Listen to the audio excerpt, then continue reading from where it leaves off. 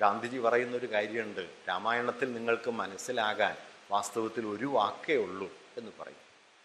ആ ഒരു വാക്ക് മനസ്സിലാവണം, അത് അരുത് എന്നാണ്. അരുത്. അദ്ദേഹം പറയുന്നൊരു കാര്യമുണ്ട്, ലോകത്ത് നിങ്ങൾ തെരഞ്ഞു പോയാൽ ഇങ്ങനെ അരുത് എന്നൊരു വിലക്കോടെ ആരംഭിക്കുന്ന മറ്റൊരു കാവ്യം കാണാൻ കഴിയില്ല. അരുത് എന്നാണ്. എന്തിനോടാണ് അരുത് എന്ന്? ഹിംസയോടാണ്. ഹിംസയോടാണ് കേട്ടോ. ക്രൗഞ്ചമിഥുനങ്ങളിലൊന്ന് അമ്പേറ്റ് വീഴുന്നു. കാട്ടാളനായ രത്നാകരൻ അത് കാണുന്നു. കാട്ടാളൻ കവിയായിത്തീരുന്നു. കാട്ടാളനെ കവിയാക്കിയത് കരുണയാണ്. ആ കാരുണ്യത്തിന്റെ പ്രവാഹമാണ് കവിതയായി തീർന്നത്. കവിയെക്കുറിച്ചുള്ള ഇന്ത്യയുടെ ഏറ്റവും വലിയ നിർവചനം വന്നത് ഇവിടെ നിന്നാണ്. കാളിദാസന്റെ രുദിതാനുസാരി കവി. കരച്ചിലിന്റെ പുറകെയുള്ള പോക്കാണ് കവിത.